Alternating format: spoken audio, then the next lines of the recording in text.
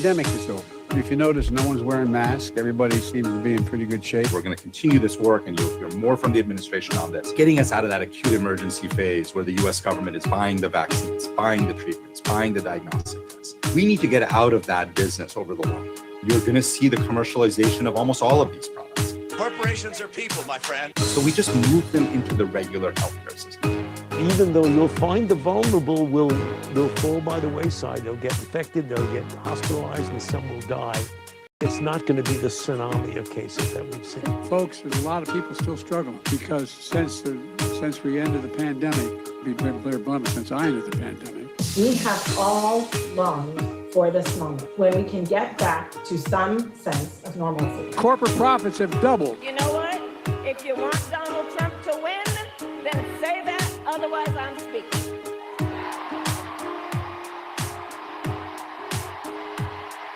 When I go to the milk case, I to buy milk, despite the fact that all the milk I buy is ultra pasteurized and it's never going to go bad before I use it, I always tend to buy the most recent dating rather than an older dating, and that's just in case. Would you have done something differently than President Biden during the past 4 years?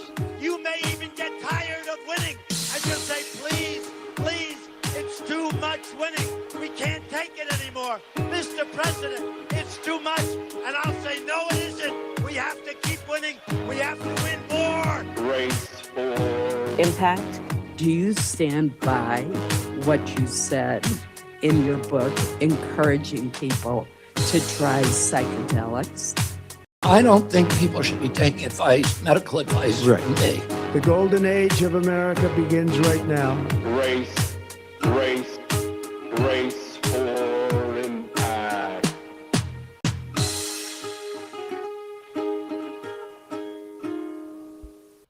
All right, folks, this is Brace for Impact from Organize Better Tomorrow. I am Don Ford. We are here on Mondays and Thursdays to talk about all the things going on from public health to COVID to, which is actually kind of the same thing, actually, now that I've said that, too. I should really write something up so I keep just... and politics!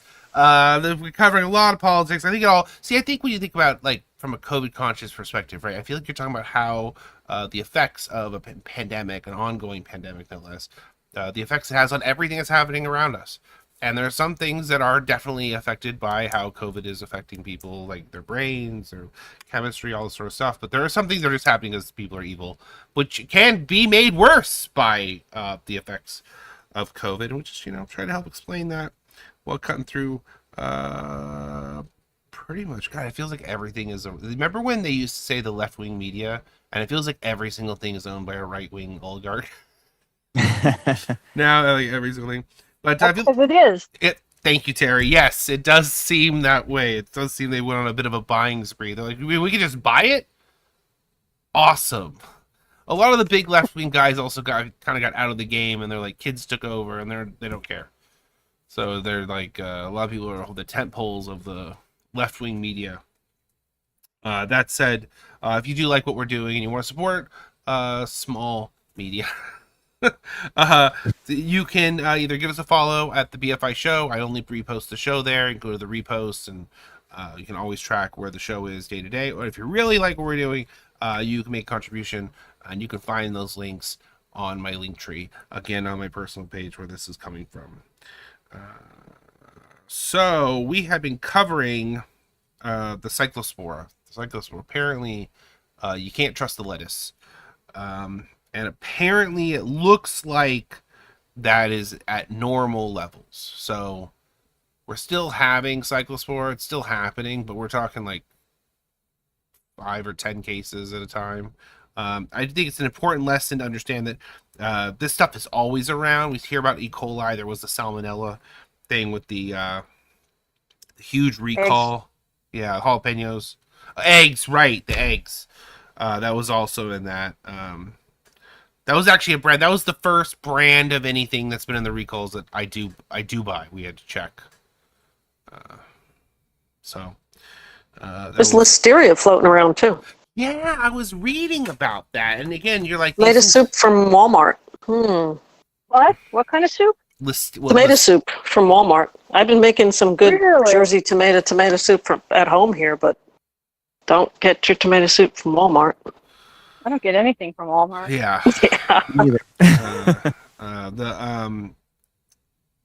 Yeah. The listeria thing I was reading about, and I actually don't know a ton about listeria, so we're going to learn a little bit. I meant to read up a little bit more about it before the show, but it's so frustrating that it's tough to say. Like, I think it's a combination of the regulations are getting more slack or loose. There's like, for example, the Cyclospora, the FDA inspectors hadn't been there in 7 years. So this is a problem all through Biden's term as well. Basically, since COVID hit, they just never went back and started doing foreign inspections again. And the statistic we have on that is that they're at a rate, apparently because Congress mandates a certain amount of these inspections, and they're only meeting like 10% of the demand. So, I should say legal requirements, not demand. And that I find shocking, but honestly not. It's like one of those like, that makes sense. Like, oh, they're doing an awful job. Oh yeah. And you can't even put this, I mean, it is RFK's fault that everything again is happening at a higher magnitude of worse. But like, this was a problem that had been just building for a while. It was bound to happen. There's like a saying, my dad is a motorcycle guy, and his saying was he never wanted me to ride a bike because he's like, there are two kinds of riders, those that have crashed and those that are gonna. And when you're in this sort of thing, and the thing is, these guys have crashed a bunch. It's not like these are habitual crashers at Taylor Farms. We should have been, and considering how much food they grow and how much they when something goes wrong, it becomes like this massive problem. It's like huge scale. Yeah, it seems like if we're importing some type of vegetable from a farm, we should kind of have an idea of what's going on at that farm. Man, you're blowing my mind, Jesse. We should make you in charge. We should nominate Jesse to lead the FDA because honestly, I'm sure you do a better job. It's just like it looks like lettuce. Okay, bag it up. Yeah, bag it up. Looks good. Yeah, but you really have to check it like at the like you have to have regular inspections at the major level because, like, for example, the Cyclospora thing, it's either water or fertilizer. Both of those things can get sampled. To have something on this scale, basic sampling would have caught it. Like just testing certain volumes of whatever fertilizer or water you had, like with this much going on, you would have found it and seen it was infected before it made it into the food. Mm-hmm. Because I think the whole thing is like when you're talking about, especially like fertilizers and stuff, I mean, it's not a matter of if our food is grown with poop or not. It's not a matter of, that's how fertilizer works. Right. Unless you're using synthetic fertilizers, which is whatever, but general fertilizers, that's how it works. So it has to meet a certain standard in order to be safe for human consumption. If you don't want a bunch of sick people all the time. And I do think the other thing about this is when people have these like gut, I don't know, it's kind of like a head cold, but for the gut, right? It's like a gut cold. It wipes out your healthy bacterias, and you're more vulnerable to other infections. So like if you're trying to So take probiotics. right. Well, I think I'm really into the whole. The doctors were right that you should get your probiotics for food. Like I'm on that whole step, but getting on probiotics to reset. Like I think even like we talk about antibiotics, because antibiotics kill your gut bacteria every time. So do UTI medications. Well, most of them are antibiotics. Well, there you go. I didn't make that connection, but there we are. I just knew that they did. So that's why you have a. That's why you have You're not a woman. Yeah. Oh well. Oh, thank goodness. Because they keep asking me what a woman is, and I don't know how to. I feel like it's a trick question. I hate the right wingers so much.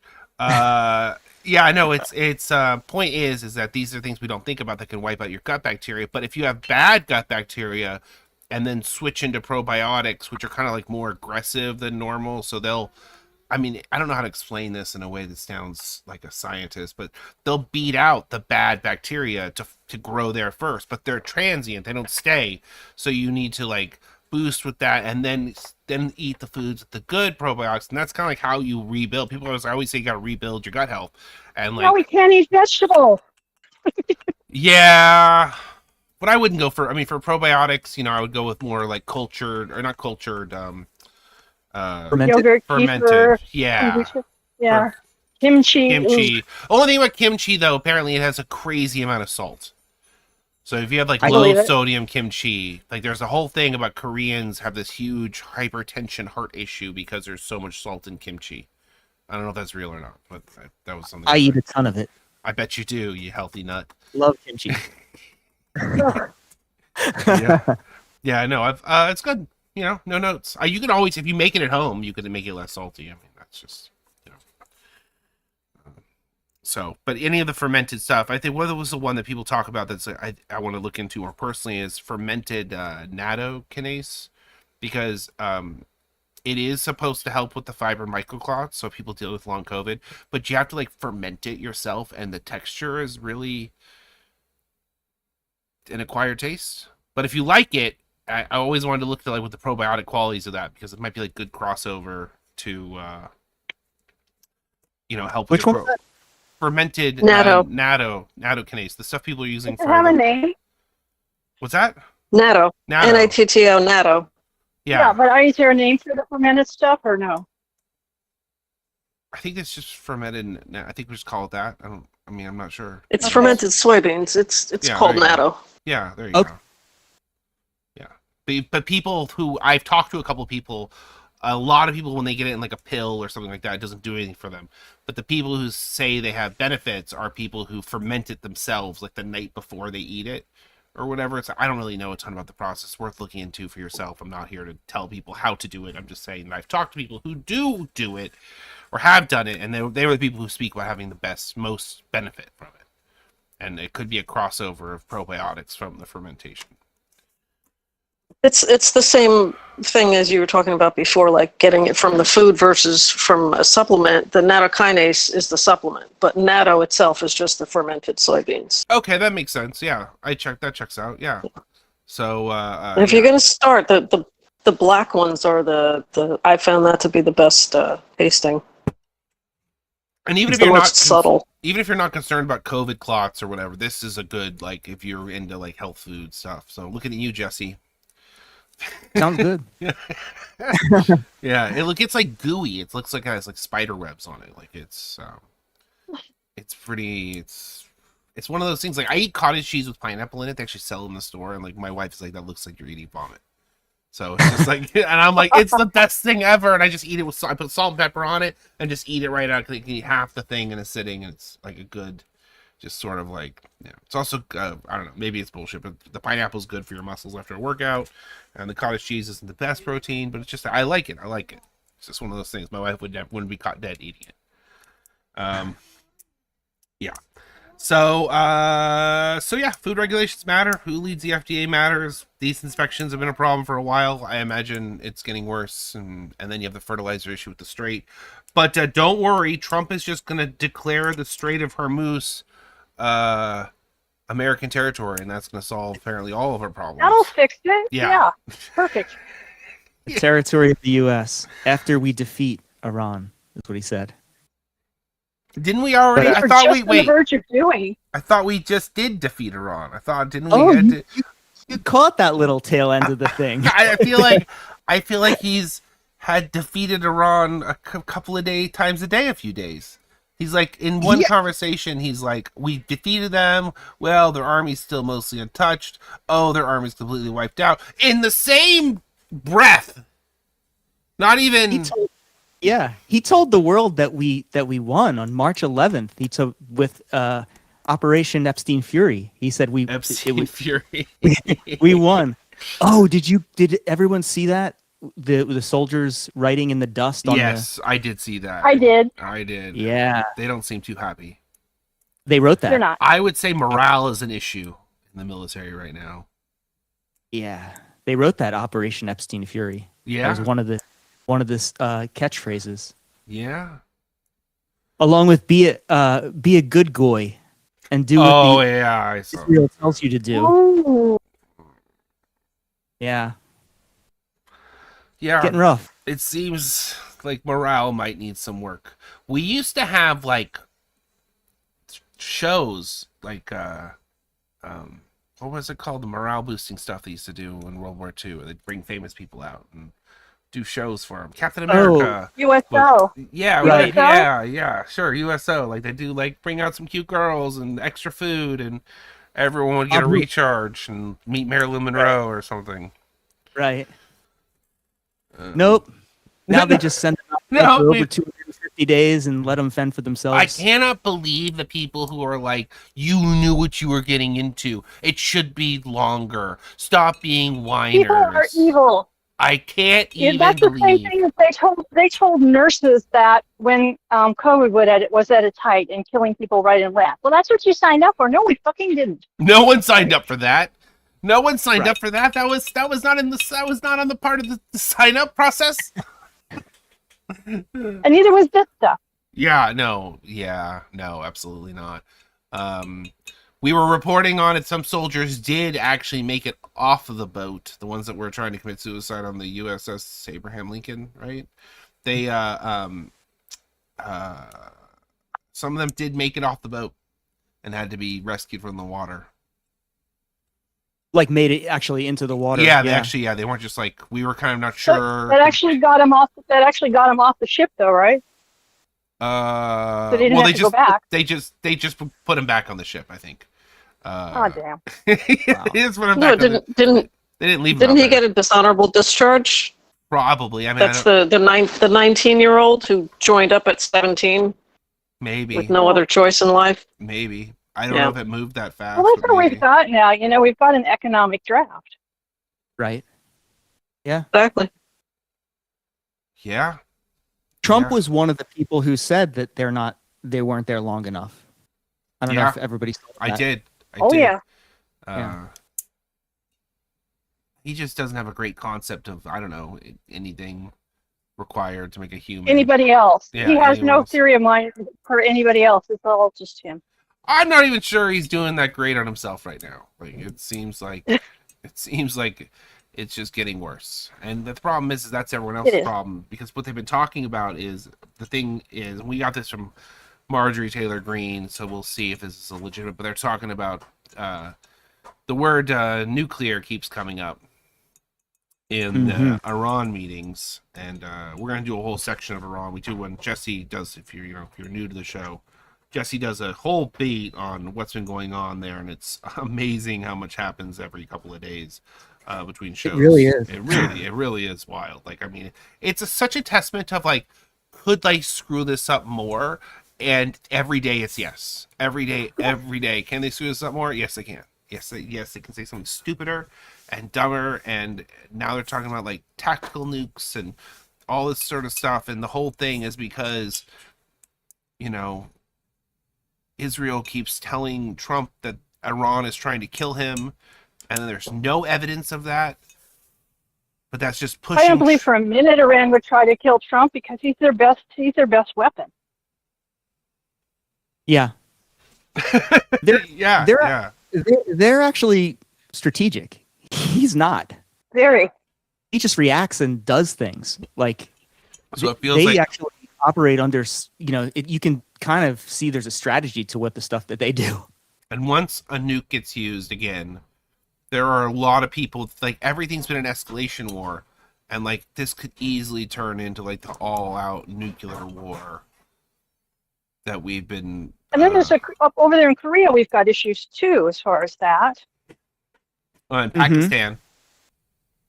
Yeah, Pakistan. Russia and Ukraine. Like, we could be seeing Ukraine getting hit if Trump uses one. Like, Yeah, you normalize that, and then you really don't know what's going to happen next. But Oh, it's not gonna more people are going to use nukes. No, we do know what's going to happen. More Right, people are gonna right, use nukes. Yeah.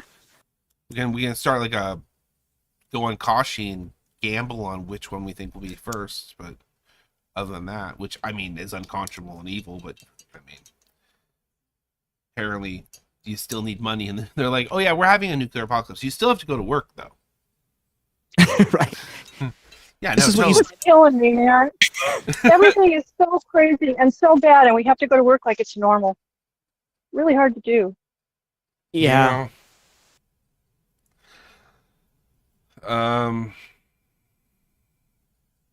Speaking of going to work, so Novavax and Sanofi, I posted about. We talk a lot about Novavax and Nuvaxovid is the COVID vaccine.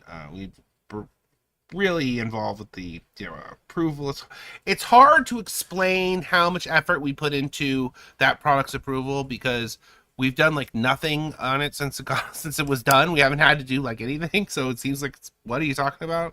But we were like full time making pushes, calls, write-in campaigns, like just everything we could do, calling pharmacies. There's just some sort of action to build interest.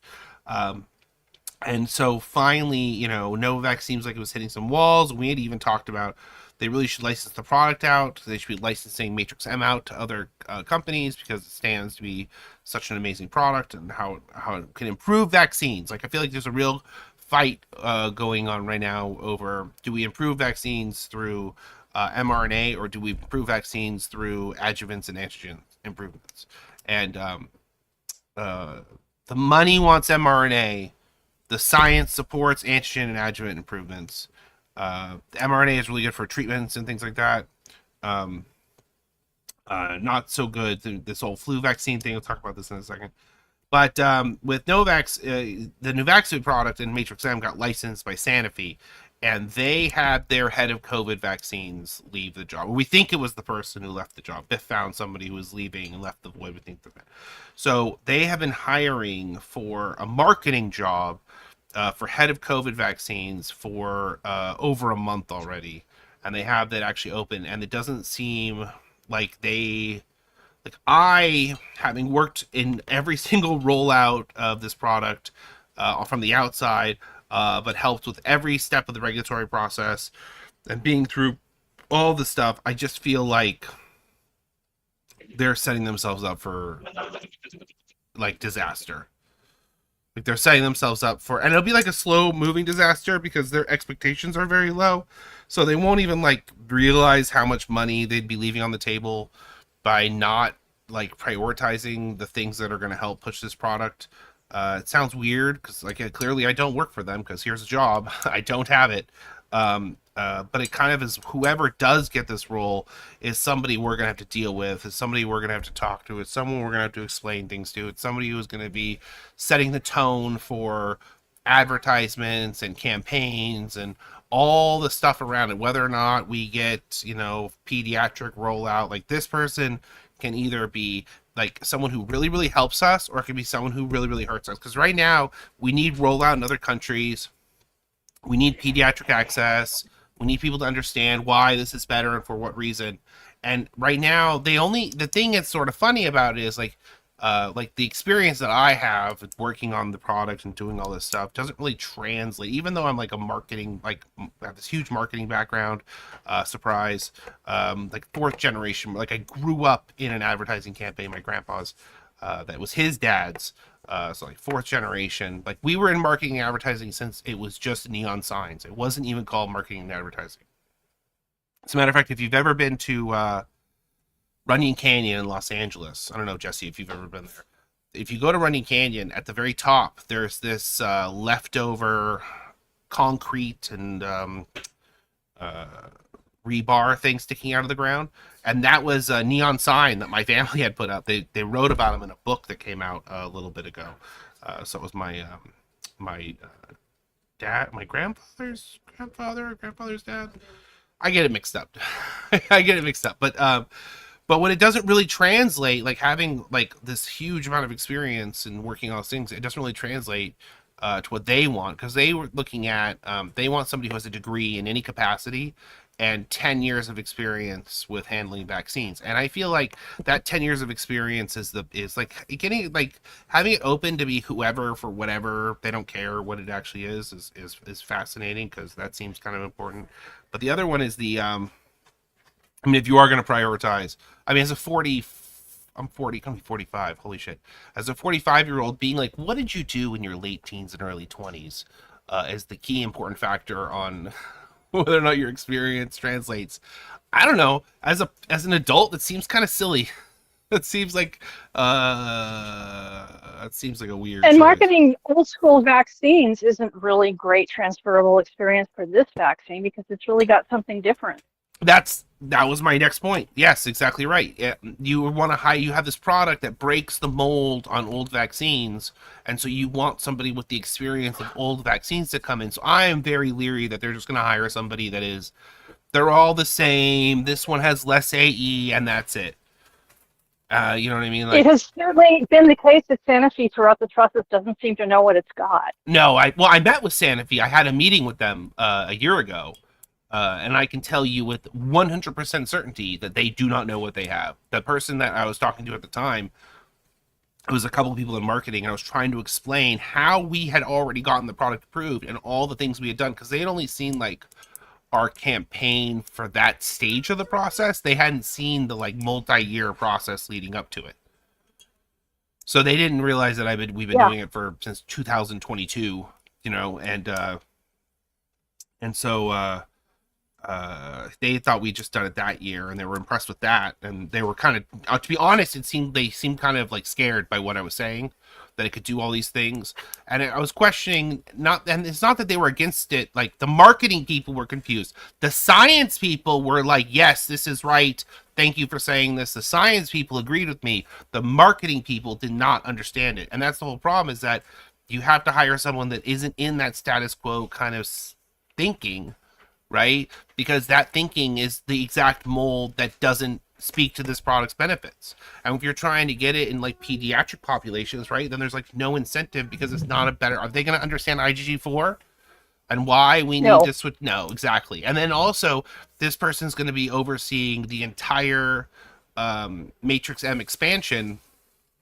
and do they understand how the malaria vaccine works and how to put it? I mean, maybe that's not that complicated, but it does kind of, again, goes against, because all these things are not the status quo. So if you're hiring somebody that's like in the status quo, they're gonna leave. I mean, not only are we gonna have fewer people protected, we're gonna have less. Also, you gotta think about if like rollout of the product doesn't go very well, they could decide they don't want to market it anymore. Like if uptake doesn't increase, they could be like, this isn't worth it to us.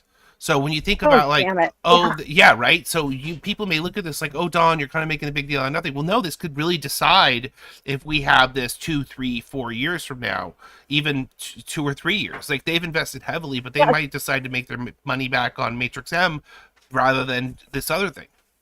Is Sanofi exclusive to Novaxavid, like as a COVID vaccine? Like they don't. Yes. Okay. Yeah, they don't distribute their COVID vaccines.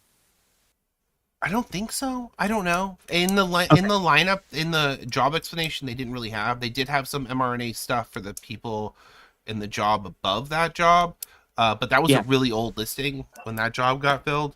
So I don't know.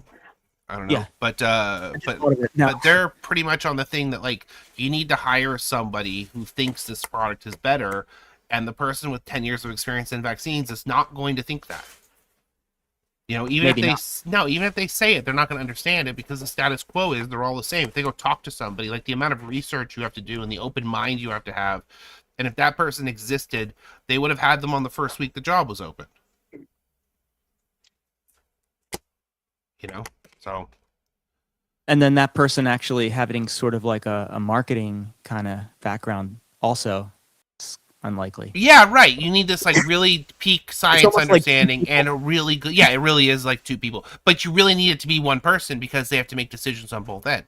They have to interpret the science and what's happening and be able to tell the difference, to explain it, that it can meet like not actual peer review, but like challenges where you like, here's my interpretation, and people can challenge your interpretation and be like, oh, you're a dickhead. Basically, you know, you should be. It's kind of like my whole beef with some of the people who dismiss safety measures. You're welcome to come and discredit a study. I mean, I'm all for it, but you actually have to discredit the study. You can't just like wave your hand and be like, nothing exists. That's not. No one should be able to do that, really, to be honest with you. So I feel like I'm very worried about this. I'm very worried about what this means for like long-term access and pediatric rollout. I still need to get for my kids. I'm very worried it's gonna, you know, could lead to problems if they don't do it right. And also, when you think about it from a money-making perspective, like this is a billion-dollar product that they're approaching with a very like, maybe this makes hundreds of that. Like they're not approaching it from a like, we're gonna make big money with this. It just doesn't feel like they're invested at that level, which is a shame from a company perspective, because we've talked about like how this could be a huge thing, and they're sort of like, well, you know, and maybe it's good they have kind of a laid back attitude about it, but I don't think that's going to be good for increasing uptake or getting a better rollout or having advertisements that work. Just there's so many things, you know.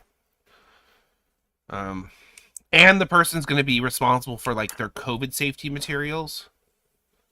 It's like, how do you protect yourself from COVID, that sort of stuff. So I mean, it just, That's a whole separate deal. All right, how's the marketing person going to know about that? I mean, That's not their wheelhouse at all. well, they're just going to say whatever the status quo is. They're not going to say like, The they're not status gonna... quo isn't good enough. We don't know that. Yeah, exactly. Yes. Yeah, that's right. So that's why I see it as like kind of a problematic thing that doesn't need to be problematic, but it could be. So it's weird, you know, doing all this stuff, and it just like the degree in anything is still more important to people when you're like, that was like more than half of my life ago. You know, like, okay. So yeah, but as far as like rollout, I assume the product is still going to roll out at normal times. It's still going to be available at least this year for sure. Maybe we have trouble with, you know, future years or whatever, but right now, we can guarantee that, I'll guarantee that it will be available on normal. Like the flu vaccines are rolling out right now, or have been for a little bit. But you really shouldn't get the flu vaccine yet. You should wait just a little while. Which is why they're talking about the combo vaccines, which I'll be honest, I'm getting a little soft on them. I just want, like someone said, you know, well, what if the data, like, well, let's see some data. I really want to see some data on the,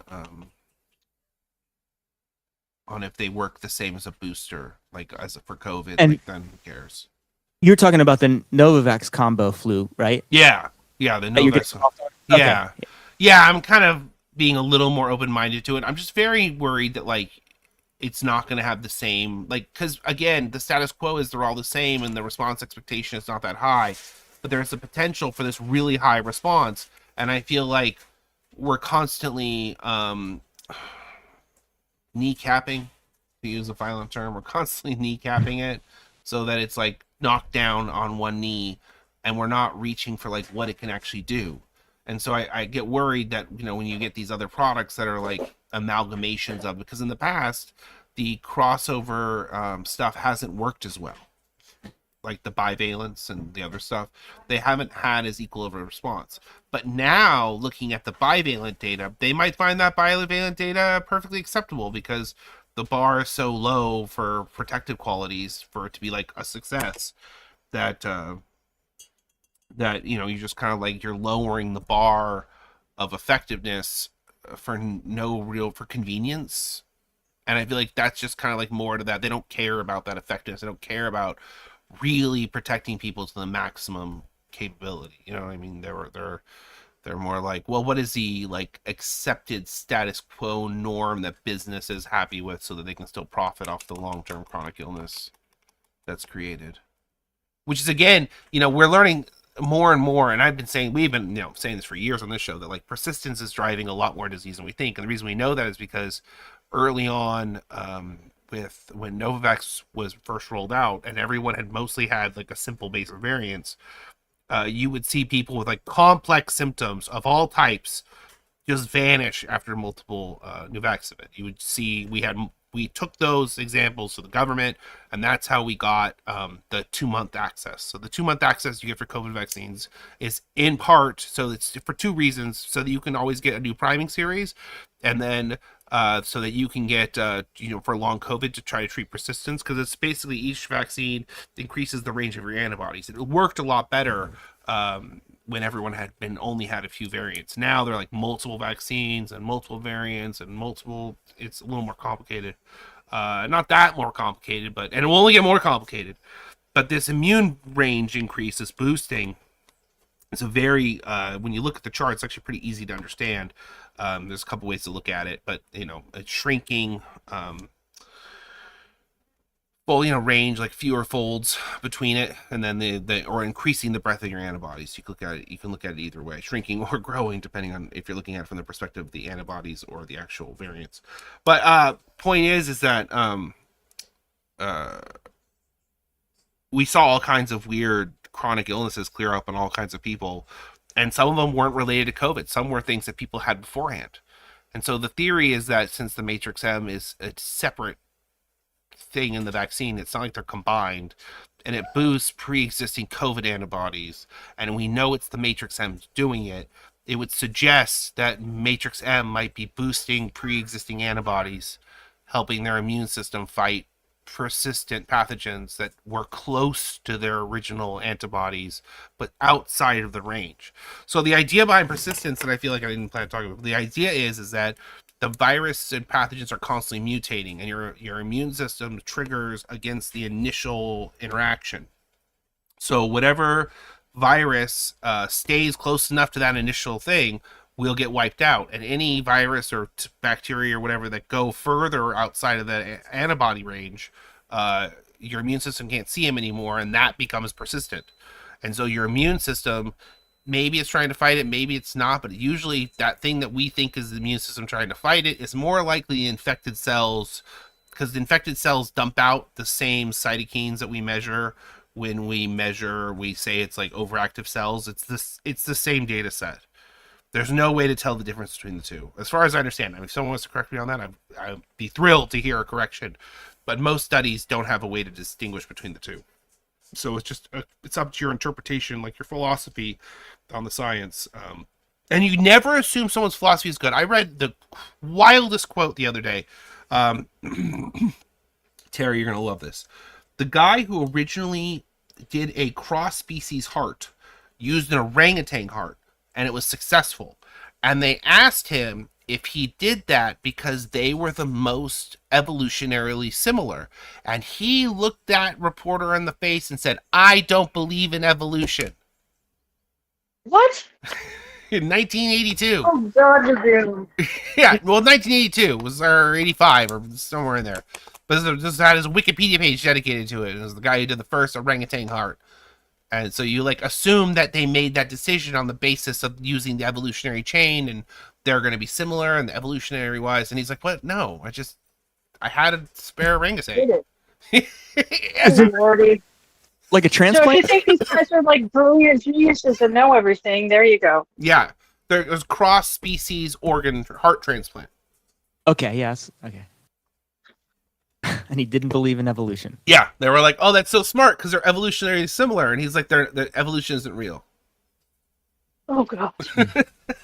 So never assume that someone's philosophy is in the right place.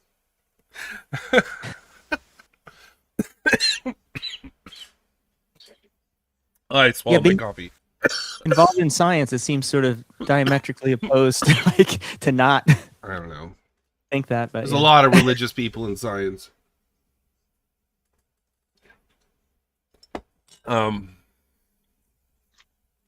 Like, how could you not see God in a cell? I don't know, because God. He's not there? Yeah, because it's not God. So anyways, just to make everyone mad at me at once. What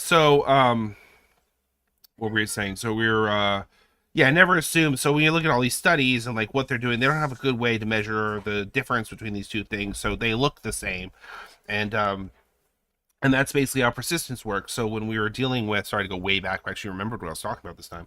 So when you go way back to all these other diseases, there's more persistence, and it's just outside the range of your immune system, which I feel like is a really important bit of science, because nothing has good enough tissue penetration to clean out COVID from deep tissue stuff. You need your own immune system to do it. So you have to get someone's immune system functional, and you have to increase its range so that it sees the virus. And Matrix M does that. But the problem is when you're constantly updating your memory response with each shot, your antibodies are getting further away from that persistent virus, not closer. So people who are getting it now, who have the old variants, it would be in theory doing the opposite thing. So, but you can take from this, and we could design treatments really easily for people on the basis, because it would just be going back with like the shots and figuring out how to make them for the old variants. And you just change people's, you would override people's memory responses for a little bit to the old variants in order to trigger their immune system to the old stuff, and you do a couple of those shots. So like in theory, the immune response you would have would be not too active variants, so you could in theory have worse responses in that period, but you could just mask up really hard and keep yourself super protected. And then as soon as you're done with that treatment period, hopefully your symptoms have gotten better or responded, you can just get a single current shot and boom, you're updated and you're like quadruple vaxxed. Hang on 1 second. Yeah. Interesting theory.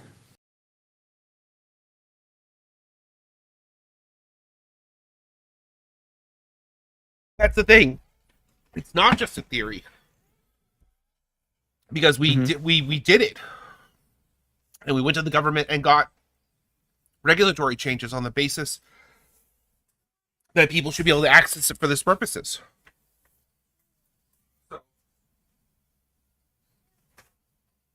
Right, but the old matched with old variants. Yeah. Like that theory. Yeah. Yeah, but you can also do biopsies and figure out what variant they are. You can figure out where there's virus and pull it out and check the variant. You absolutely can. It's just, might take a try or two. But generally speaking, you can narrow it down to just when people have their infections. Like if you were getting infected if your symptoms started during XBB 1.5, then let's go back to the XBB 1.5 vaccines for you. Give you 3 of those. And then over 6 months, see how you do, assuming you can tolerate it, and see if it helps.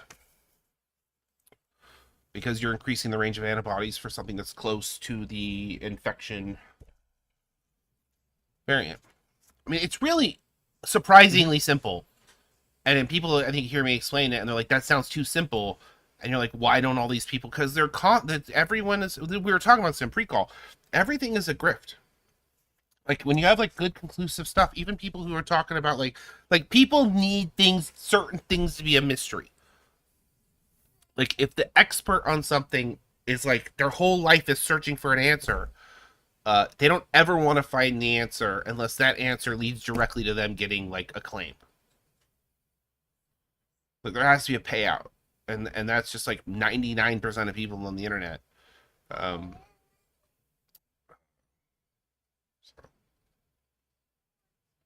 That's just. I mean, most of it's just some grift. Someone's trying to do something. I just want you to like me. Sorry, it slipped out. If that were true, I would behave a lot differently on the internet, I think is the truth of it. We did see something kind of funny, though. We're talking about all this vaccine stuff. One of the things I think is really fascinating is, so we had this mRNA vaccine for flu rollout, and I was public comment speaker number 1. You can go back and watch the show, and I talk, and I point out some stuff, and then those things got discussed in the meeting. That might sound like BS, but there is real video evidence of this occurring. But it comes down to just some of the things they've been pitching about mRNA. Not as for influenza specifically, not as true as they're saying. However, we saw someone on Reddit, and it's just a Reddit post, but apparently we can report on Reddit and TikTok like it's the news now. Because I literally watched the news, and it was because my wife had local news on for some reason, and it was just them doing commentary over TikTok clips. I don't even know what to do with that. It's just idiocracy is just happening in real time. But the thing is we saw someone say from CVS told them that they were only going to have the mRNA vaccines. Which I don't have any confirmation that this is a true statement, but it is kind of shocking if true, but also not surprising, like how fast they're going to try to move to pitch these things as better and not give people any choice but this high AE. And this is the problem, this is the problem with the mRNA for vaccines in general, and this is the problem that was the data from the meeting supported, so you can go ahead and watch that meeting, and is that the grade 3 AE is too high. It's severe. It's too high. It's like 5 to 7% depending on the age group. It was higher in the 65 plus than the 50 plus. But I just don't think that like accepting, like we specifically split up the DTaP or switched the antigen on the acellular DTaP vaccine to acellular, sorry, from the whole protein, specifically for safety, because you have the safety issue. And like we're going backwards with being like, we should accept this product even though it has high AE. And it's tough to call that a safety issue because, I mean, it is a safety issue, but it's not like, I think it's a safety issue. They tried to spin it as not at the meeting. They're like, it's within safe margins. I'm like, I don't think that was true when they said that. Like, I don't think we have like an objective what safe margins are, because like, the old vaccines were less than 1% grade 3 AE, and those have horrible uptake because people say they feel bad after they take them. And then now we're going to get a vaccine that has like, I mean, comparable results that they're trying to sell as better, but really like their data, they didn't show their work in their data at all. Again, watch the meeting if you don't agree with me. It's like weird. We go to these meetings, we do this stuff, and then I tell people what happened in the meeting, and then people are like, I don't believe that they would do that in the meeting. I'm like, well, you could watch it on YouTube. And they're like, oh, YouTube? Okay, yeah, I'll watch it on YouTube. And you're like, this is how the government does it. People wonder why I'm so high strung. The FDA's channel on YouTube. Yeah. This is going to be another move that's going to be really harmful to public health. Just like rolling out the mRNA vaccines, overselling them and denying that they had any AE really killed people's trust. Now they're going to do it with the flu shot, say, oh, it's great, take it. People will have more adverse effects and more damage to the whole vaccine uptake overall and public health overall. Well, I think I saw a really staggering report because, I've been kind of like, I'm annoyed with the measles, how hard they sell it because we see COVID doing all the same stuff. But like 8 kids died of measles in one day, supposedly. I mean, apparently our measles death rate is really high now. I don't know. Again, we should probably check this again, but I'm seeing what I did see that I can confirm is that for this school year, there's like a higher level of, what are they called? Where kids get the vaccine requirement waivers. I'm seeing more and more, they're saying kindergarten waivers for people specifically for the measles vaccine. And that's bonkers. That's just like, and I feel like that's what happens when they overpromise. This is the thing that I feel like the left's pro-health groups are just not getting, is that when you oversold the mRNA vaccines, it leads to less measles vaccines in kids. Like, I don't think people get it, because you're telling the adult that this vaccine is just as good as the measles vaccine, which it is not, and just as important, which was something that was actually sold to people during the, mass vaccination push, and then the vaccine didn't work that great, and now they're like, well, now I don't believe you that the measles vaccine works that great. And suddenly people... Exactly. Right? People just... Yeah. I don't understand how people cannot make that connection. That when you mislead, it's the same context. It's like, yeah, they're different vaccines, but that it's for a human being in the social atmosphere, those are the same topics. I don't get it. I don't get why people can't see that. It's like, it feels like they're like initially like, I won't admit that I'm playing a part in this. You're like, no, we know you won't. You don't need to tell us. We know you won't.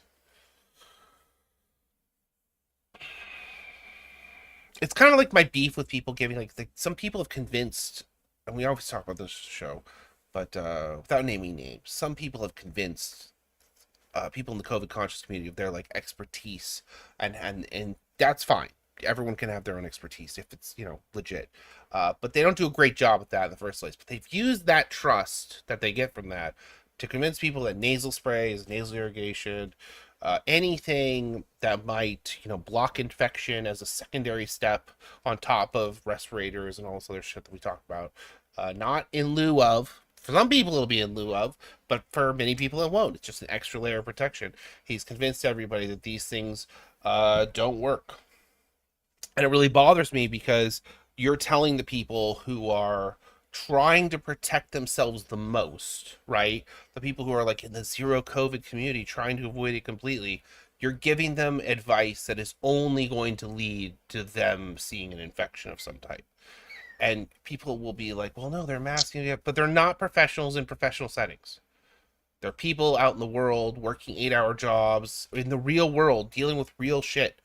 So yeah, you need these extra layers of protection to keep yourself, like, you need the 3 rounds of Novavax, you need the nasal sprays, whichever one. I do suggest the vaccine because there's only like 2 vaccines to choose between, but like when it comes to other products, I don't have advertisement deals. Like, it's not a multi-billion-dollar industry that they're paying people to talk about this stuff. We're trying to get people to just, like, you're really trying to protect yourself, then this is an extra step you can take.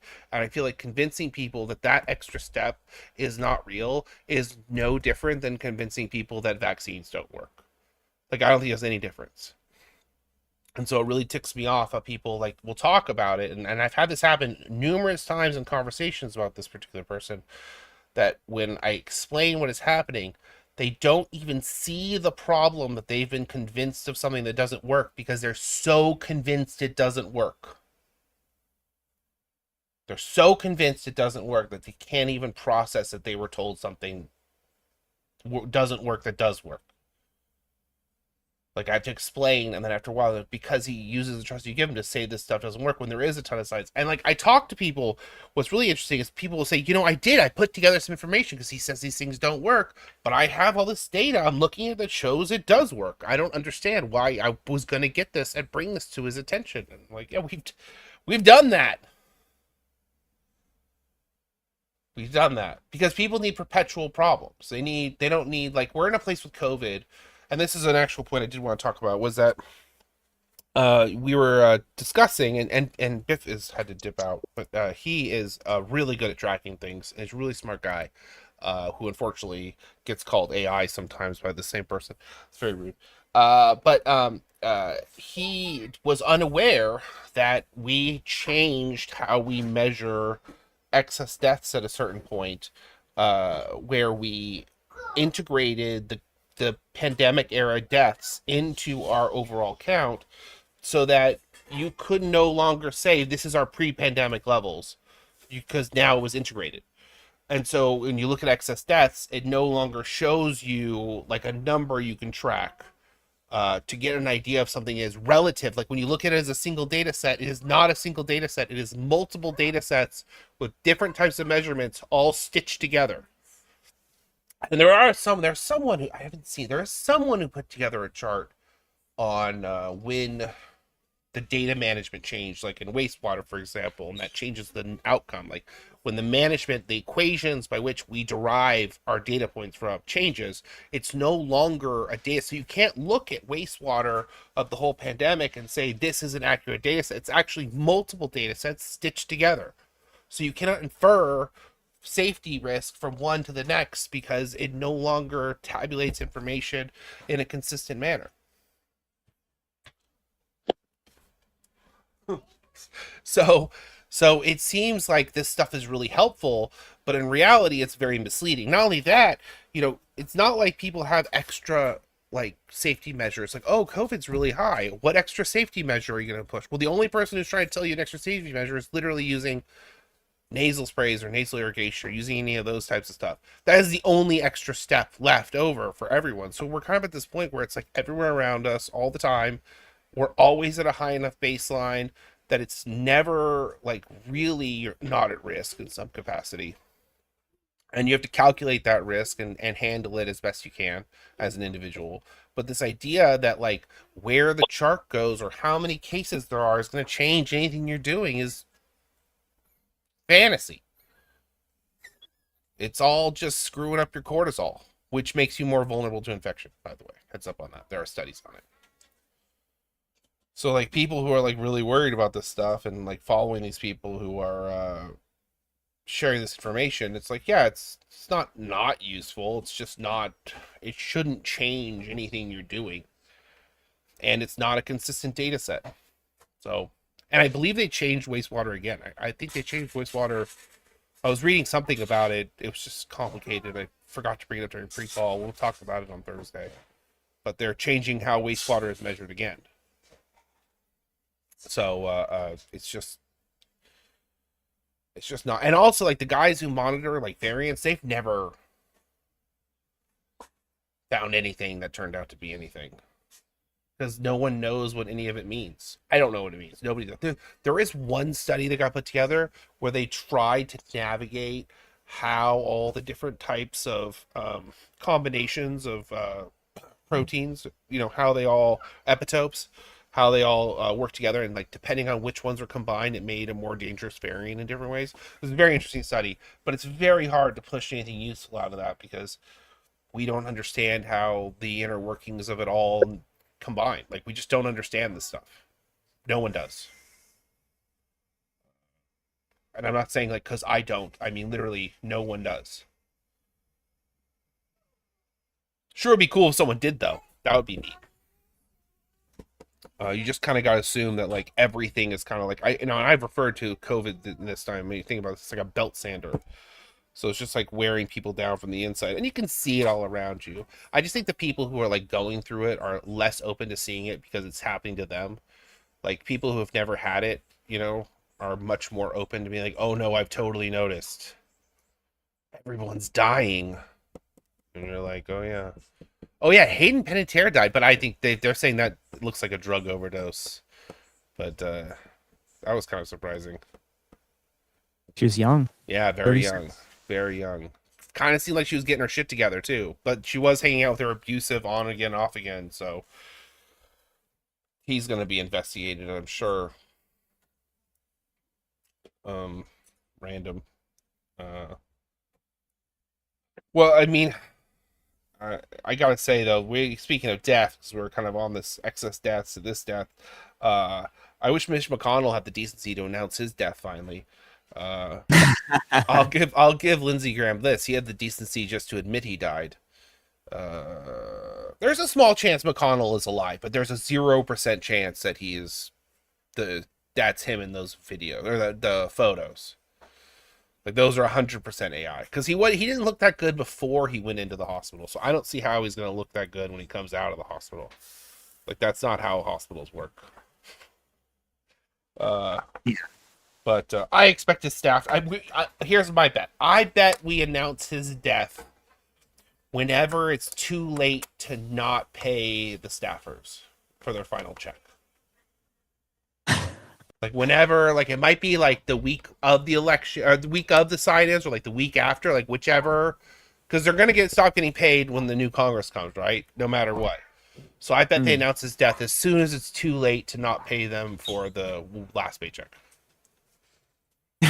So that would be them trying to collect their last check, because they're the ones probably hiding it. 100%, it's the staff hiding it. 100%.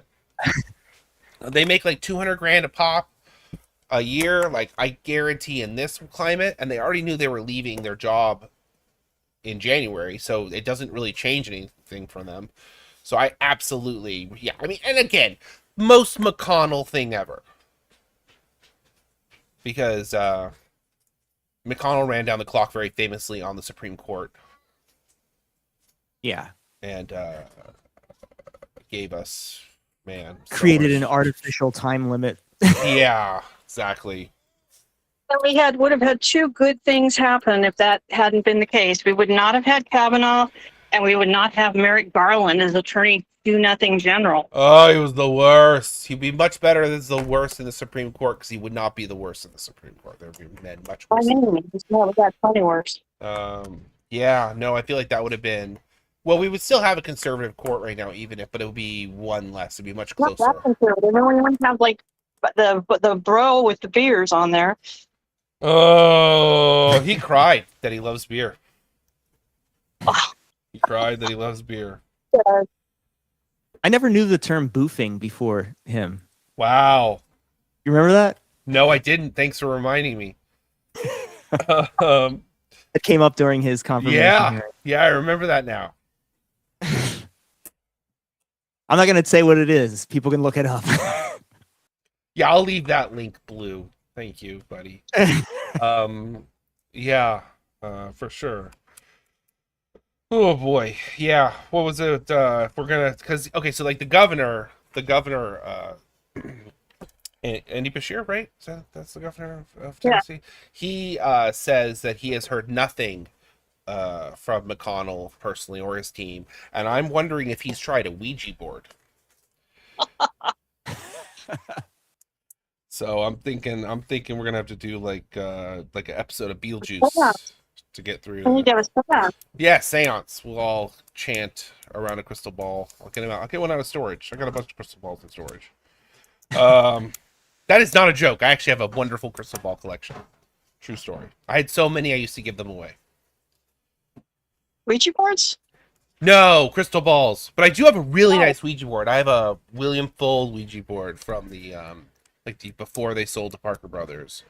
Like an original. It came from my grandma's house. So like my mom played with it. You should probably get rid of that. I keep it in storage. Storage feels very haunted. Yeah. Does it? I don't know. Wait, did Heather just talk? Was that Heather? Comes out for the Yeah, ghost. talk about Ouija boards and I'll start talking. Okay, good to know where your limit is. You're like, get rid of the ghost. Hats, Ouija boards. Technically, you have stuff in that storage unit, so I think you're technically partially haunted now too. I think that's how that works. Ah, that would explain it. Yeah, that explains it. Does it look different? Does the old one that you have look different than the it one just where looks nicer. It's like thicker. It's like made out of like a really firm board, and it just looks nicer. I actually had my mom's old Ouija board when a long time ago, so it's probably the same type. And I got rid of it. It's like a thick board. It's like yeah. It's like something you would like paint on or draw on, like, you know what I mean? Yeah. It's serious. It's like wooden almost. Yeah. It is wooden almost, yeah. What's the thing called, a planchette? Yeah. The thing that you put your hands on? Oh, I'm missing that. You're missing your I was missing that too. I'm missing the planchette. They break. I wonder if that's a thing. They break. The old ones break. So that's why. So there was a new one that they had gotten at some point to replace the old, but I didn't take it because it was the old plastic or new plastic shitty one, not the one from the original set. So no, I don't have any way to contact. So you basically defanged it. I have no way to contact the other one. But no, I'm a science. We're never going to talk to Mitch. Well, yeah, we're never going to get to talk to Mitch. We're never going to know how he's doing. How is hell? No, I think he would have too much fun there. I don't think that's a good idea. You got to send him somewhere like nicer and pleasant. That'll teach him. Yeah. So thinking about my crystal collection, my crystal ball collection. So there was a time when I was a live streamer and I would talk about my crystals and my things, like the random stuff that I have, which I just went through a phase and I have all these crystals, and people interpreted that as I used to sell crystal with the M, and they would cam on my show trying to drag me in the chat on my being a formal crystal M seller. And I was like, no, you frickin' morons. And I just dump. It's a geology thing. It's a geology thing you wouldn't understand. Yeah, exactly. I literally have a giant bowl of crystals. It's sitting on my desk because I don't know what to do with it. I just literally don't know what to do with it. I guess when I sing, I also have a bowl of crystals I don't know what to do with. You can hear some singers in there, though. You can hear them thinking. Yeah, we don't do anything with them. They just sit on your thing. You look at them and you go, you doing anything yet? Still no? Okay, well, get to it. Yeah. I was like, my wife thought I was such a hippie when we met. I had long hair and would read tarot. She met a guy that I had a wolf with me. That was cool, actually. The wolf was cool. This guy just had a wolf. It's random story time. That guy just had a wolf with him. He was the most hippy-dippy dude ever. And he comes in, he's like, I just went and I prayed at this lake in front of the moon god and a full moon. And I howled the moon, and then this puppy wolf came with me, and he's been with me ever since. And we're talking, my guys, it was a wolf. It was humongous. It was so big. It made dogs look like, well, dogs, to be honest. It just made them look like maybe a cat. It just made them look so small. And then my roommate at the time was this British woman who would just get so wasted on wine. And she had this dog. She's on her back, with the dog in her face. She's like, I am the master of you. We're just watching this wolf just be like, what is happening? Even the wolf was confused. It was, and that's how it's basically the second time I hung out with my wife.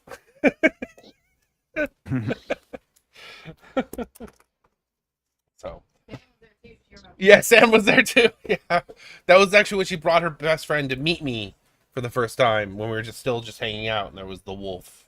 That was it's a good story. Anyways, you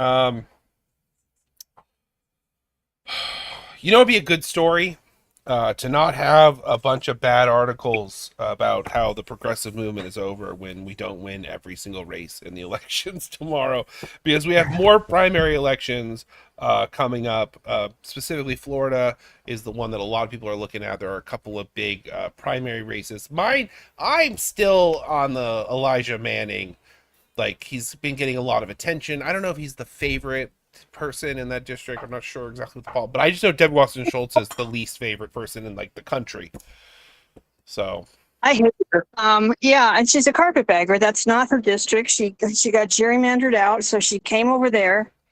It's a historically black district that she's tried to Bigfoot herself into. It'll be interesting to see how that goes. yeah, it will be interesting. I feel like it's sad unless she loses. I really would like to see Elijah win. That would be cool. Yeah. It is going to be a blue district, so whoever wins the primary is going to go to Congress.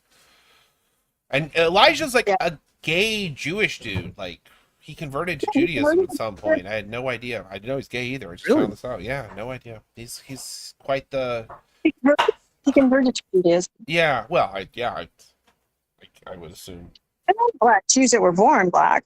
They're Ethiopian Jews. Yeah, they exist. They exist. No, don't want to cut back on their visibility. I'm just saying it's interesting because she tries to make everything about being Jewish. Jew and Jew. Yeah, being Jewish. I got warned. I got taken. So when I was doing the 2016 stuff, and I went to Florida because I got the job with Rocky because I had no money after doing the Bernie stuff, and I've gotten evicted twice during the primary, doing all this. It was a crazy period. I got taken aside by somebody because they knew I was into Tim Canova, and I was one of the people kind of like pushing him behind him at the time in a big way. And Tim didn't know that apparently, but everyone else did, which was kind of made some other news later funny. But I got taken aside and given a speech about Debbie Wasserman-Schultz and how dangerous she was by like multiple people. It wasn't because they knew I was doing the delegate thing and we were like fighting with her directly and all the stuff, and they were challenging her primary, and they were like, she has never lost an election ever. It's hard to believe. Ever. Well, they talk about how the people in that specific district where she got gerrymandered out of like knew her since she was a little kid. So she had run for House there and Congress there, I was told. I don't think I ever actually went to like look it up, but that was what I was told. So like she was like beating her was impossible in that district. So her getting gerrymandered out is kind of a happy ending to all this.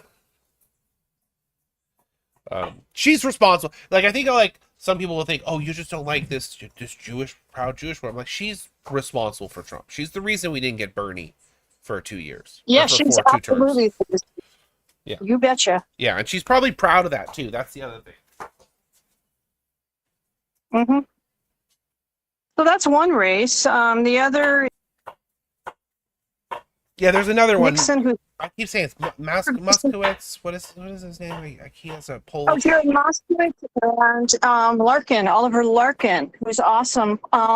DSA candidate. They had a big rally with all three of the progressive candidates and Rashida Tlaib over the weekend, and they all were just amazing. Love Rashida. They rallied. The rally had to get moved twice because some state legislator called them out for being anti-Semitic, and how dare they do this? But they still had it. And Larkin is great. It's weird how like Palestinians are actually Semitic people, and they're like having the Palestinian there as anti-Semitic. Yeah. Like, this is weird. This is a weird decision. Right. And he went on the air and said something about in a local station talking about Israel committing a genocide, and well, that's factually incorrect. I saw that. And no, it isn't, and cited various organizations that say that it's in fact a genocide. And you say, well, When I saw that, I was wondering if like that woman was just completely didn't know what he was talking about, or was just No, she was propaganda. ready for it. It was a loaded setup. It's just like they do with all these guys where they try to, because one of the ways they'll get you to weaken your support is they'll say something really fast, like a correction like that, and if you don't take the time to correct them or do the thing, then they get the soundbite saying, "See, left, they're not really on your side." That's what they do. But he articulated his side of the issue really well. Really well. Some of these guys are so calm. I'm like, oh god, I can never be a candidate because they get asked these bullshit questions. I'm going to stay totally calm. What's that, Terry? some really talented, got some really talented people running for office. Yeah. Because our first run of candidates in like 2016, when like even into 2018 was really rough. Like, I did some interviews with some people that were nice enough people. One wasn't, but generally speaking, and they were just like, they were so rough around the edges, it made me feel like I could run for office, because I'm like, God, if these guys are going, like, why aren't I giving it a shot? And then now the candidates we having are like so much more well spoken and calmer and put together, just the whole thing, that I'm like, oh no, I'm a hot mess. They never work out. But it's just how the bar of like the standard of candidates has risen so much, and it's kind of refreshing.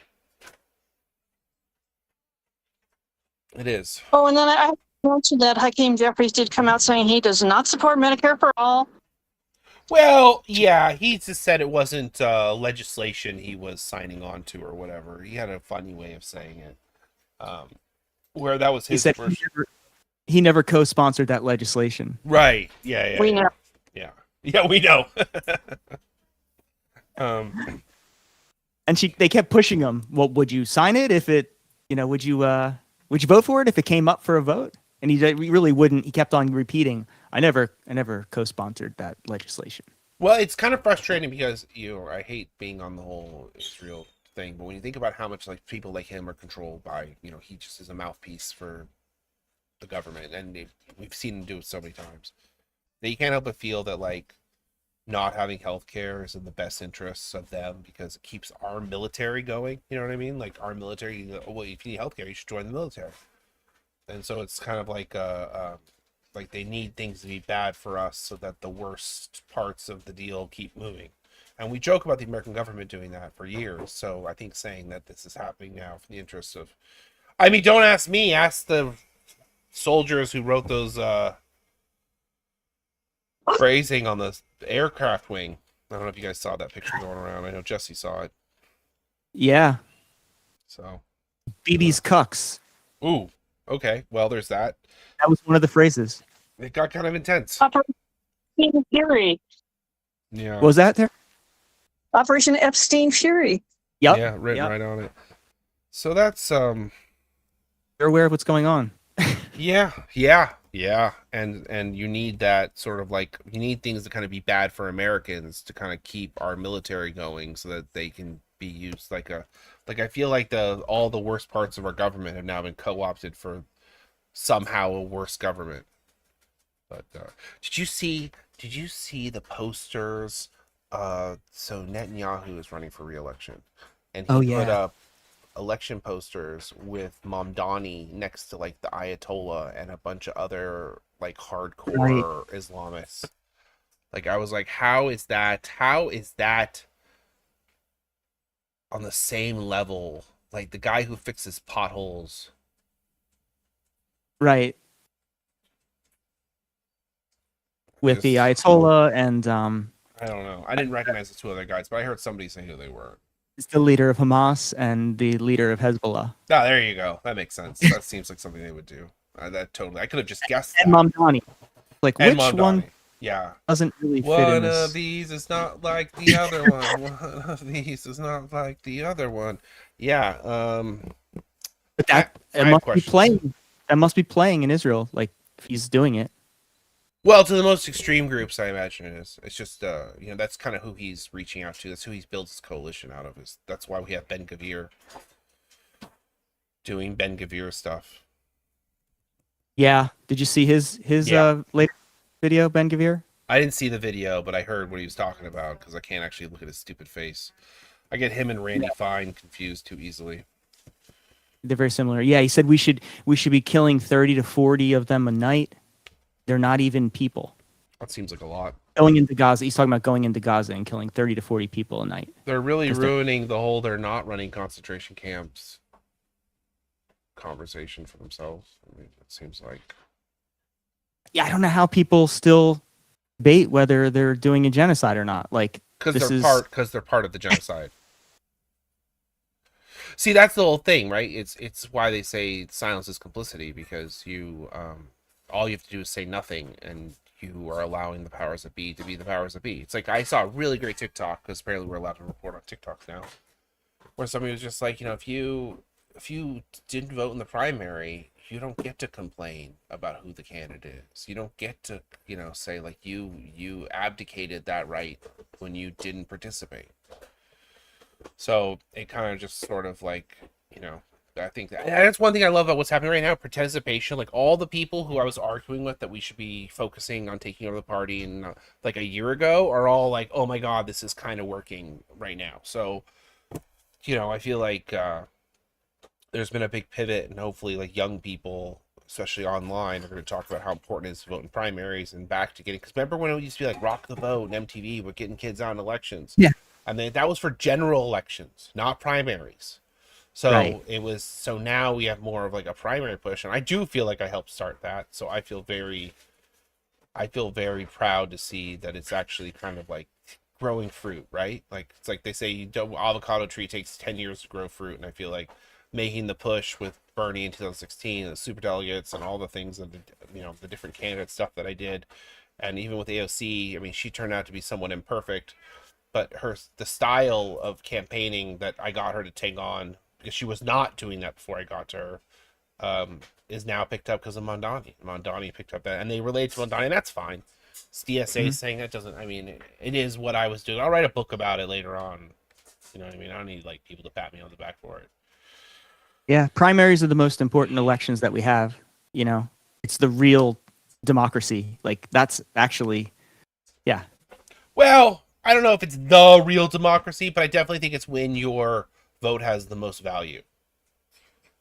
Like vote. Yeah, it's sort of the most democratic because you get the best choices usually. I mean, I hate to be the bearer of rainy days or the bringer of rainy days. I would agree they're the least democratic. I say they're only the least democratic because the fewest people vote. Do you know what I mean? Like I feel like, but it is an important part of democracy, because if you want the most people to vote, you have to have an inspiring candidate. You have to, like right now we're at the stage where you have to give, like they're like moderates talk about, oh, we have to go towards the middle because they want Republicans to vote for them now. And you're like, yeah, but that's only on the assumption you're just pulling active voters. We have to increase turnout so that more people are voting for a candidate they're excited about. I'm like, yeah, but those things will make more Republicans vote against you. And like, so what? That's democracy. That's democracy, is you put the best ideas that appeal to each side the most, and that's, you know what I'm saying? Right now we have this idea where like we put these like milquetoast, half-cooked ideas up and are acting like voters should be excited, but because we own their votes, and that's just how you lose. You got to give something for people to get excited about. Yeah, it becomes binary in the general. You have more. You talk about the issues in the primary, right? Right. Yeah. Because at that point everything's so polarized that everyone's split already, and they're completely different. They're like, we should kill kittens, and they're like, we should kill kittens less. That's kind of what the middle ground is. It's like, no, we should just kill them, not as much, or when we do, more humanely, and the person shouldn't wear a mask. Right. And you're like, what? Sadly, the person who said we shouldn't be killing kittens at all was not didn't raise enough money to make it to the primary. God. Yeah, the person who said we shouldn't kill kittens at all couldn't raise any money for some reason, because there's no money in not killing kittens. But apparently there is money in killing kittens. God, this is a horrible but accurate analogy. Can we stop? Look who's talking twice in one show. I told you cats too. Oh my goodness, we should have a more cat-focused show this whole time. Heather would be here. Yeah. And Biff missed it. He missed it. Heather was talking. It happened. And it was telling us to stop it. Okay. Anyways, on that note, the one thing I'll say, and this is going to be the end of the show before we do the Iran bit, let Jesse give us a couple minutes, is the everyone just prepare yourself that no matter what the outcome is of the primaries on Tuesday, and I think there's some on Thursday, just upcoming in general, we're going to see more and more articles being like, oh, the progressive movement has hit a wall. The era of progressive wins is over. Progressives, are they real, even real? Like, you know what I mean? Like, they're just going to have the most ridiculous articles, and just prepare yourself to just, keep your middle finger oiled and warmed up. Don't stretch it out too much because you're going to be using it a lot.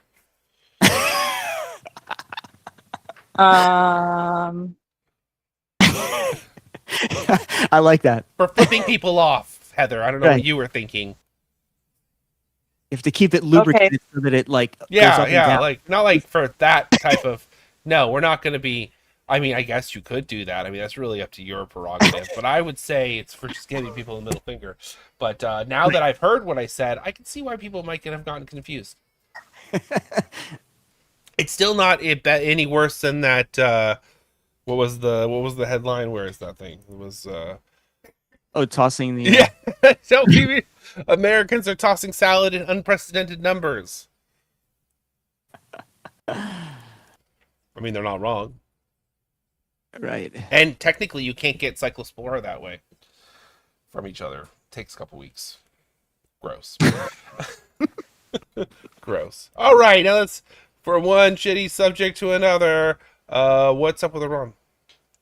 Yeah. I think we're in a dark place and possibly a pivotal moment. Things could be getting increasingly worse, sadly. So today was the day that the MOU actually ended, the one that Trump signed in bad faith and undermined and sabotaged early on with Iran. That had the 60-day ceasefire involved, so that technically ended today. I don't know if everybody's. I'm not sure if we mentioned this, but Donald Trump had a rally on Friday, and he told the crowd, after we defeat Iran, we're going to declare the Strait of Hormuz U.S. territory, and he has already told his same crowds that 5 months ago that we had already won. So there's that. And then, then Scott Bessent, he came out last Thursday, and he said that he's going to announce next week, which is this week, unprecedented sanctions that'll be placed on Iran that will isolate them in a way that the world has never seen. So, but bear in mind that Iran has been under 47 years of crushing sanctions, and it's, they still are where they are, and they're still, kind of running us out of the Middle East for, this war of aggression that Trump started. Also, the interventions that Bessent did in the Japanese markets are definitely failing.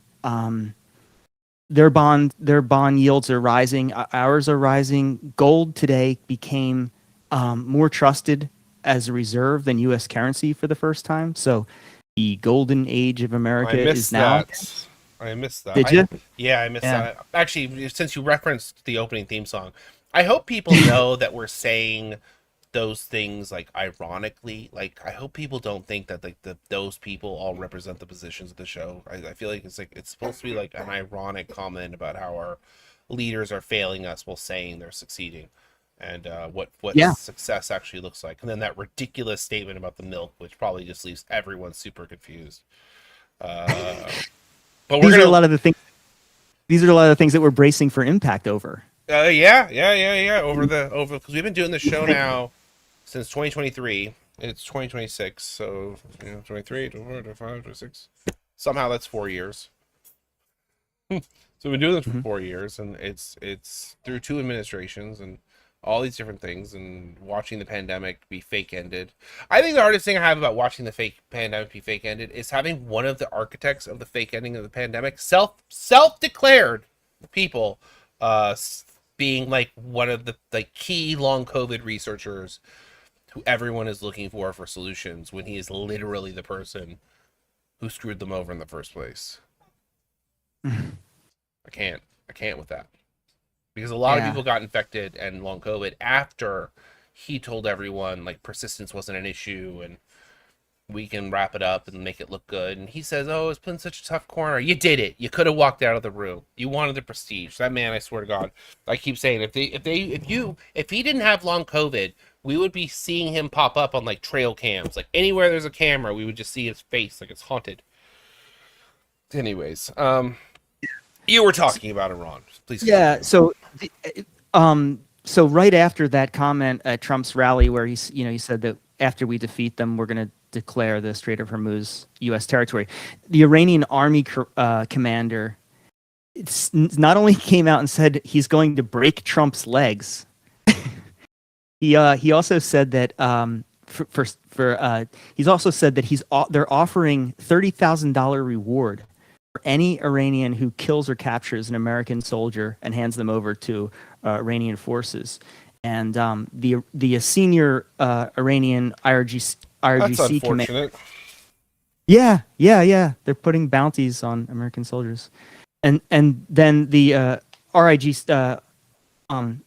RIGC commander also came out and said they're shifting towards an offensive over a defensive strategy from now on.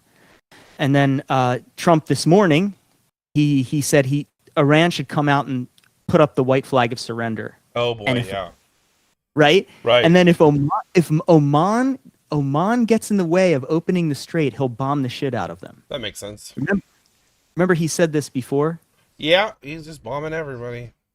So I guess the reason he's saying that is because they're pretty close to coming up with their deal, Iran and Oman, that for the last couple of weeks, the Trump administration pretended that this was a deal that was being talked about to open the strait, which it is not that. It is just the logistics of how they're going to operate the strait. So they're getting close to it, announcing what everything is regarding that. And I don't know if Trump has inside information about what they're going to say, but he's basically, that's why he started saying that he's going to bomb Oman, who is actually a U.S. ally, by the way. Yeah, it seems like an odd choice. It just seems all around, like, even for Trump, because Oman hasn't been the problem the whole time. Not to say, like, I don't even think Iran technically has been a problem because it's their waterway.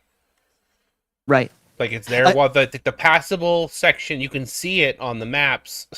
The passable section of waterway is in Iran's national waters, not international waters. You can't just declare a body of water yours. Right.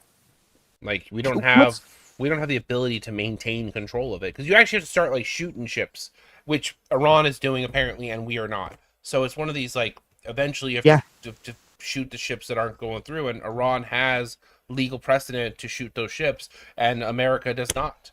So if America starts shooting things that they're not supposed to be shooting, I mean, yeah, I don't feel like I need to explain it at that point.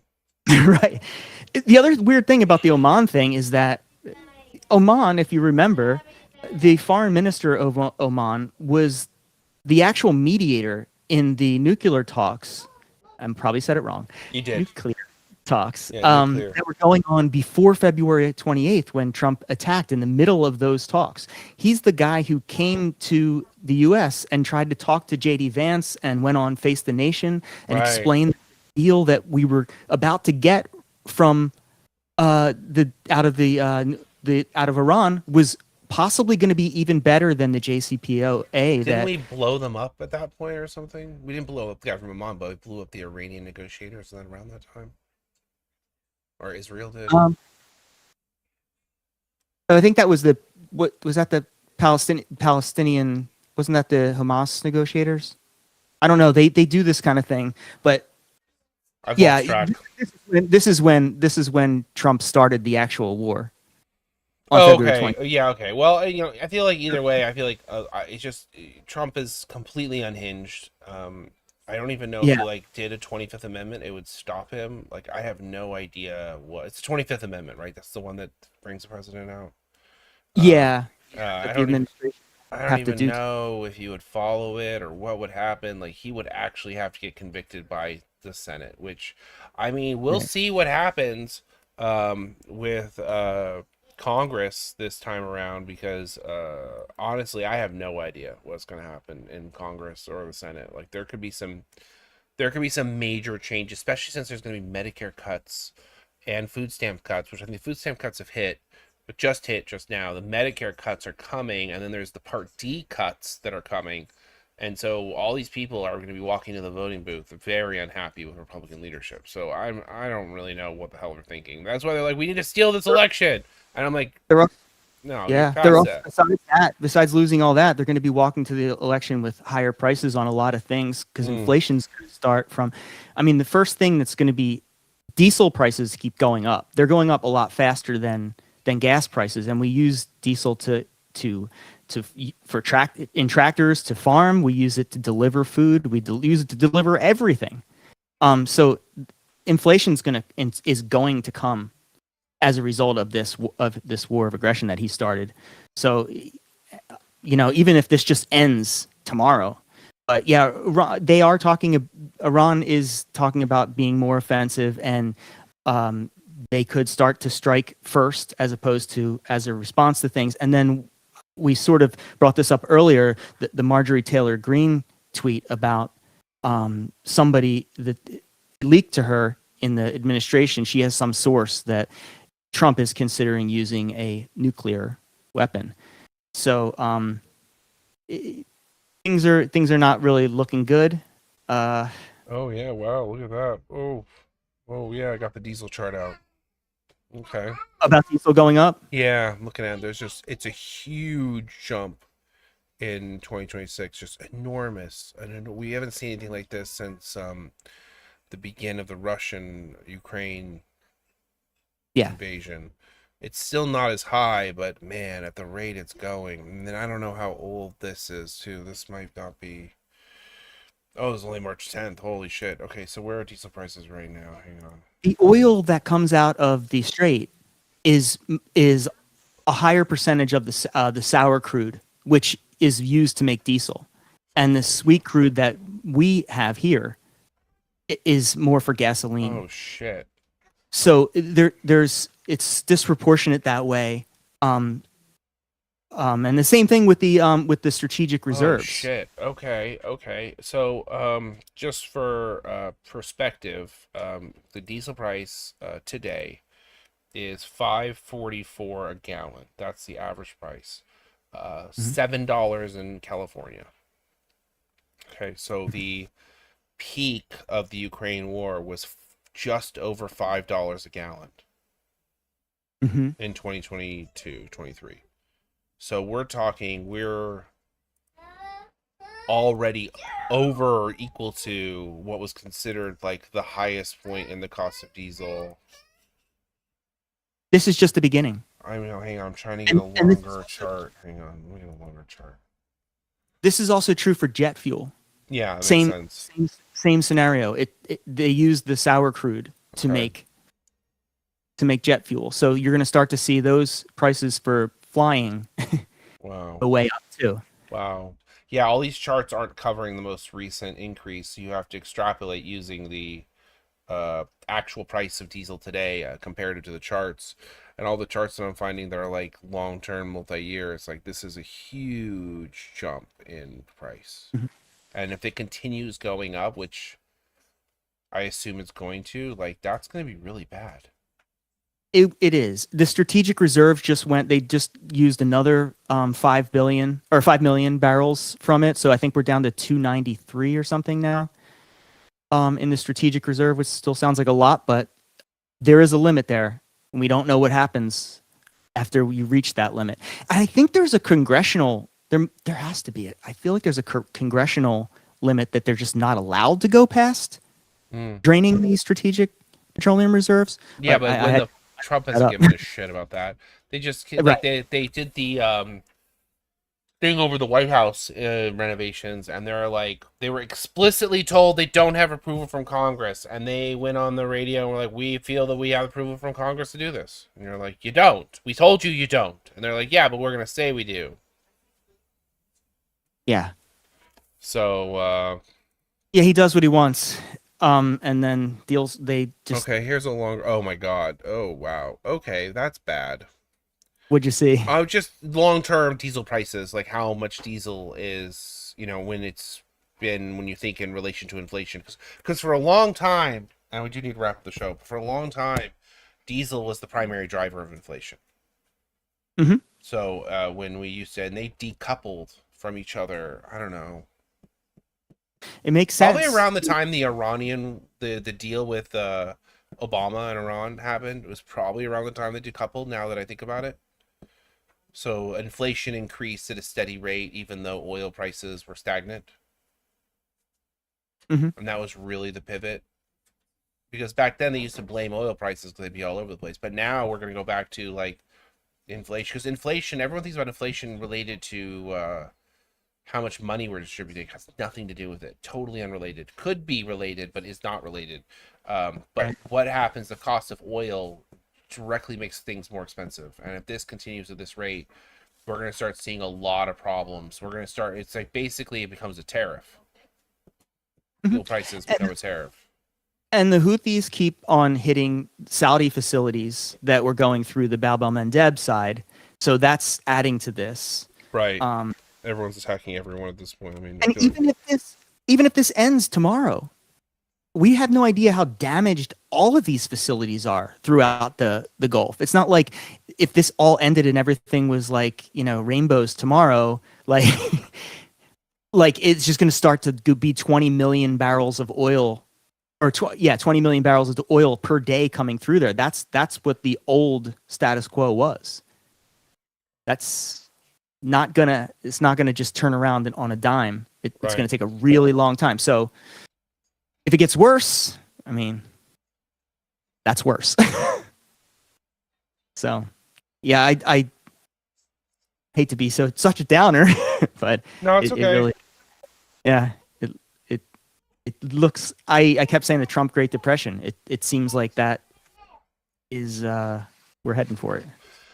Yeah, I mean, I think that I'll be real with you. It's kind of like AI. AI has like people like, oh, when's the bubble gonna? The bubbles burst like 100 times if they keep propping each other up. And the same thing is kind of true with the banks. When I feel like there's this thing going on where they opened up a way for banks to just get capital whenever they need it. So when the bank is failing and they need $80 billion, they can just get it from the government. And the government has been issuing currency at unprecedented amounts to banks that are essentially failing. And then we don't have like direct proof of that, but if they didn't need the cash in an emergency, I feel like we'd be seeing more runs on the banks. Now here's the thing. I don't want that to happen.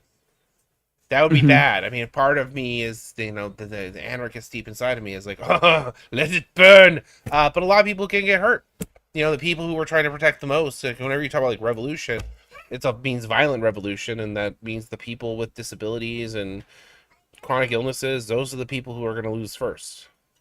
Exactly. So it's and that's the part that I worry about too. Like it's always going to be the poorest person that gets hurt. Yeah. It's always the little guy.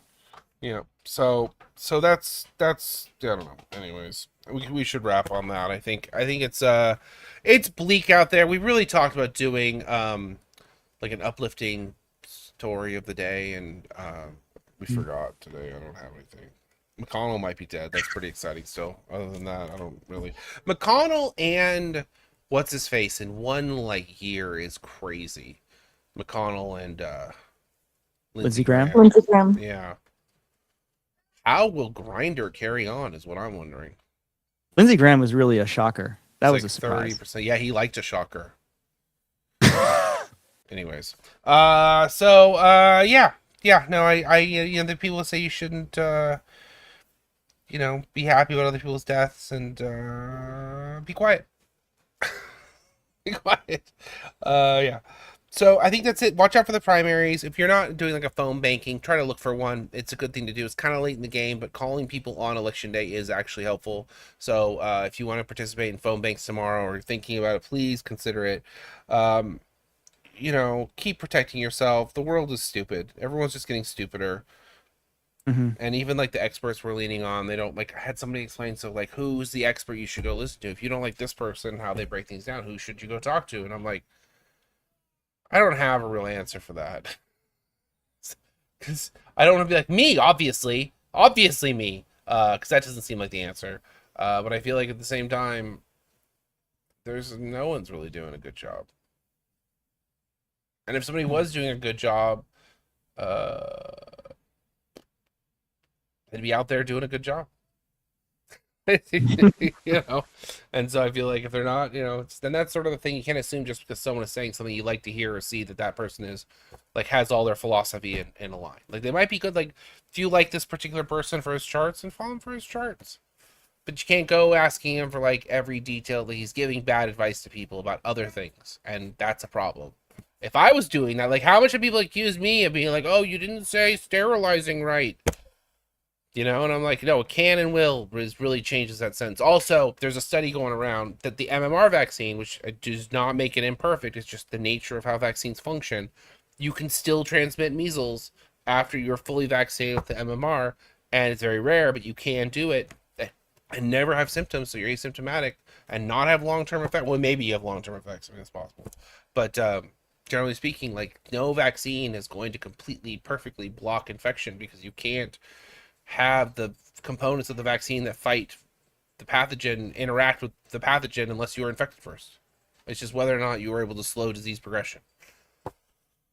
And so when we talk about sterilizing, you're like trying to get antibodies to the site of infection, and that is the thing. And this is another thing, the same people who are not experts, and they're like, Don, you're not an expert. Well, I mean, that's certainly a debate, because if you believe these people who are saying the wrong answer, then yeah, I'm definitely not an expert. But if you actually read the data and join us in the conversation, then you'll just think I'm a different kind of jackass. It's an expert jackass, I think is what we call them. That's a technical name for it. Okay, Jesse, you ready to get us out of here? Yep. Here's the deal. We're here every Mondays and Thursdays. If you listen to this whole thing and you're hearing this now, that means you like the content. I know it's hard to take, but here we are. So give us a like, give us a share. Follow BFI Show on Twitter. And if you really like what we're doing, go to my links on my personal bio, clickety-click, and try to find a way to contribute, because it does make a big difference. So, all right, let's go. Race for impact. The pandemic is over. If you notice, no one's wearing masks. Everybody seems to be in pretty good shape. We're going to continue this work, and you'll hear more from the administration on this, getting us out of that acute emergency phase where the U.S. government is buying the vaccines, buying the treatments, buying the diagnostic tests. We need to get out of that business over the long run. You're going to see the commercialization of almost all of these products. Corporations are people, my friend. So we just move them into the regular healthcare system. Even though you'll find the vulnerable they'll fall by the wayside, they'll get infected, they'll get hospitalized, and some will die. It's not going to be the tsunami of cases that we've seen. Folks, there's a lot of people still struggling because since we entered the pandemic, to be very blunt, since I entered the pandemic, We have all longed for this moment when we can get back to some sense of normalcy. corporate profits have doubled. You know what? If you want Donald Trump to win, then say that. Otherwise, I'm speaking.